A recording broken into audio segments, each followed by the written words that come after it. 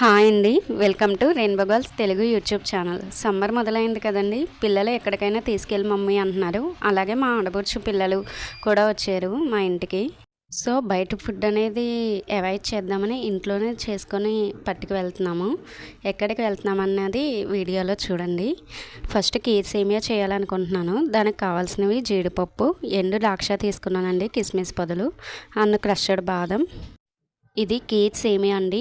అంటే దీన్ని చిన్న సేమియా అని, సన్న సేమియా అని కూడా అంటారు. నార్మల్ సేమియా కాకుండా చాలా సన్నగా ఉంటుంది. వెంటనే మనకి మెల్ట్ అయిపోతుంది అన్నమాట. త్వరగా ఈజీగా అయిపోయే స్వీట్ అయితే నేను ఇదే చెప్తాను. నా దగ్గర రెడీమేడ్ నెయ్యి ప్యాకెట్ ఉంది.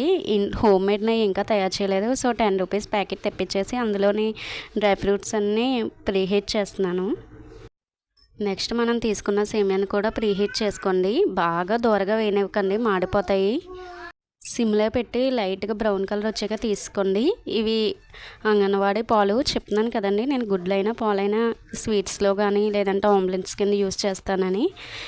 ఈ పాలను నేను స్వీట్స్ కింద చేసేస్తాను అనమాట. 180 ml పాలకి 2 cups ఆఫ్ షుగర్ తీసుకున్నాను. నేను చూపిస్తున్నాను కదా, గ్లాస్ క్వాంటిటీతో తీసుకున్నాను అనమాట. పాలు అనేది రోలింగ్ బాయిలింగ్ అవ్వాక వేసుకోండి. మనకి షుగర్ అనేది త్వరగా మెల్ట్ అవుతుంది. నార్మల్ సేమియాలో అయితే ఫస్ట్ సేమియా వేసాక షుగర్ వేస్తారు, కానీ ఈ సేమియాలో ఫస్ట్ షుగర్ వేసాక సేమియా వేయాలి. ఒక 2 minutesకి షుగర్ అనేది మెల్ట్ అయిపోయాక నెక్స్ట్ మనం తీసుకున్న ఈ క్రషర్ సేమియాని వేసుకోండి. ఇవి కొంచెం నేను క్రష్ చేసుకున్నాను. నెక్స్ట్ ఎలా ఉన్నాయో అలా కూడా ఉంచేసాను. పిల్లలకి 2 విధాలుగా కూడా ఇష్టం కాబట్టి. నెక్స్ట్ మనం వేయించుకున్న డ్రై ఫ్రూట్స్ని యాడ్ చేసుకోండి. ఫైనల్లీ 2 minutes కొంచెం చిక్కబడ్డాక స్టవ్ అనేది ఆఫ్ చేసుకోండి. ఫైనల్లీ మన సేమియా అయితే రెడీ అయిపోయింది. దీన్ని మనం ఒక బాక్స్లో పెట్టేసుకొని ప్యాక్ చేసుకుందాం. నెక్స్ట్ మనం ఫుడ్ ప్రిపేర్ చేసుకుందాము. నేను కొబ్బరి అన్నం చేస్తున్నానండి. అంటే మేము వెళ్ళే దారిలో టెంపుల్స్ కూడా విజిట్ చేస్తాం కాబట్టి ఈజీ ప్రాసెస్లో కొబ్బరి అన్నం అనేది ఎలా రెడీ చేసుకోవాలో చెప్తున్నాను. దానికి కాంబినేషన్గా పుట్టగొడుగుల కర్రీ కూడా చేశాను. పుట్టగొడుగుల కర్రీ రెసిపీ మన ఛానల్లో ఆల్రెడీ ఉందండి. ఫస్ట్ ఆఫ్ ఆల్ మనకు కొబ్బరి అన్నానికి కావాల్సింది కొబ్బరికాయ. ఒక 3 చెక్కలు తీసుకున్నాను నేను. కొబ్బరికాయ అనేది వెంటనే మనకి ముక్కల కింద రావాలంటే ఓవర్ నైట్ అంతా ఫ్రిడ్జ్లో పెట్టేసుకోండి. వీడియోలో చూపిస్తున్న విధంగా ఒక రాయితోటి దాన్ని క్రష్ అనేది చేసుకోండి. కొబ్బరికాయని ఈ విధంగా చిన్న చిన్న ముక్కల కింద పీసెస్ కింద కట్ చేసుకోండి. మిక్సీలో గ్రైండ్ చేయాలి కాబట్టి మనకు నచ్చిన షేప్స్లో కట్ చేసుకోవచ్చు. సేమ్ ఒకే షేప్లో రావాలని రూల్ అయితే లేదు. మనం తీసుకున్నవన్నీ మిక్సీ పట్టేసుకోండి. కొంచెం లైట్గా వాటర్ యాడ్ చేసుకోండి. వాటర్ యాడ్ చేయకుండా నాకు ఈ విధంగా వచ్చింది. నేను కొంచెం వాటర్ యాడ్ చేసుకొని తీసుకుంటాను. ఫైనల్లీ మనం వాటర్ యాడ్ చేసాక ఈ విధంగా వచ్చింది. ఒక క్లాత్ అనేది పెట్టుకోండి. ఏదర్ వైట్ క్లాత్ అయినా పర్వాలేదు, కాటన్ది మంచి క్లాత్ అయినా పర్వాలేదు, ఫ్రెష్గా ఉన్నది. వీడియోలో చూపిస్తున్న విధంగా మొత్తం కొబ్బరి పాలన్నీ బయటకు వచ్చే విధంగా గట్టిగా పిండుకోండి. ఇలా క్లాత్ పెట్టుకోవడం వల్ల ఏంటంటే మనకి మధ్య అనేది లోన్ ఉండిపోయి ఓన్లీ పాలు అనేది బయటకు వస్తాయి.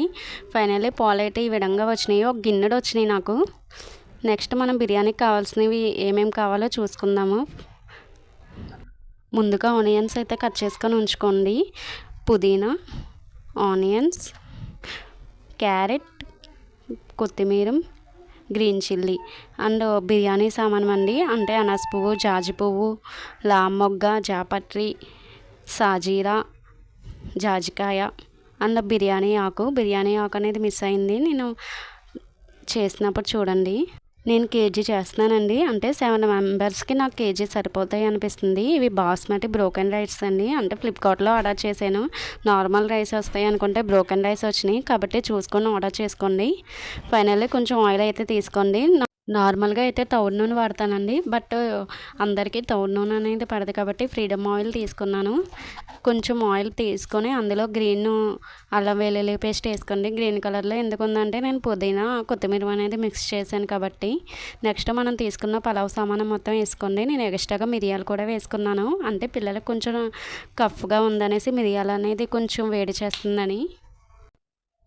నెక్స్ట్ మనం కట్ చేసుకున్న వెజిటేబుల్స్ అన్నీ ఒక్కొక్కటిగా యాడ్ చేసుకోండి. అన్నీ కలిపి యాడ్ చేసుకున్నా పర్వాలేదు, యాజ్ యువర్ విష్.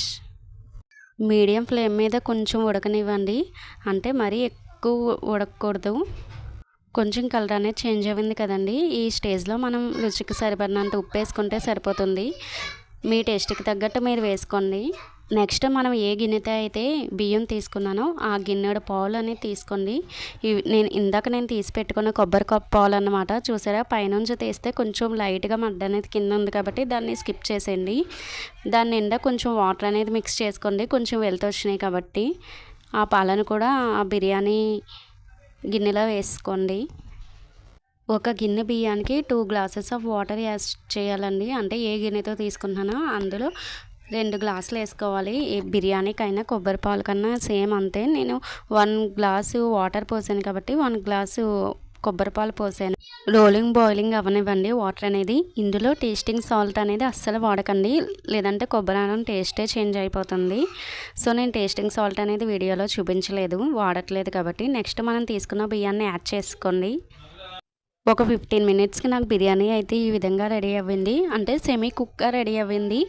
ఈ స్టేజ్లో మనం ఏమైతే స్పైసెస్ యాడ్ చేసుకోవాలనుకుంటున్నానో పైన కొంచెం గ్యానిస్కి అవి యాడ్ చేసుకోవచ్చు. నేను కొత్తిమీర, పుదీనా యాడ్ చేయాలనుకుంటున్నాను. కొంచెం లైట్గా స్పైసీగా తగలడానికి మాత్రం స్టార్ మసాలా అనేది యాడ్ చేసుకుంటున్నాను. ఆల్రెడీ మనకి బిర్యానీ సామాన్లో చాలా మట్టుకు స్పైసెస్ ఎక్కువ ఉంటాయి కాబట్టి ఇంకా వేరే బిర్యానీ మసాలాలు మనం యాడ్ చేసుకోగలం. మనకి ఏ ఐటెం అయినా కుక్ అయిందని తెలియడానికి నేను వీడియోలో చూపిస్తున్నాను కదండి. ఈ విధంగా గిన్నె మీద నీళ్ళు వేస్తే మనకి వాటర్ అనేది ఎవాపరేట్ అయిపోవాలి. అప్పుడు మనకి ఐటెం అనేది ఉడికిపోయినట్లు లెక్క అనమాట. ఫైనల్లీ మన బిర్యానీ అయితే రెడీ అయిపోయింది. అసలు మేము ఎక్కడికి వెళ్ళాం, ఏ ఊరు వెళ్ళామన్నది నెక్స్ట్ వీడియోలో రాబోతుంది. కొంచెం ఎదురు చూడండి. థ్యాంక్ యూ సో మచ్ అండి. సబ్స్క్రైబ్ చేసుకున్న ప్రతి ఒక్కరికి. ఎవరైనా చేసుకోలేదు షేర్ చేయడం మర్చిపోకండి. ఏవైనా తప్పులు ఉంటే చెప్పండి, దాన్ని కరెక్ట్ చేసుకోవడానికి ట్రై చేస్తాను. Thank you so much.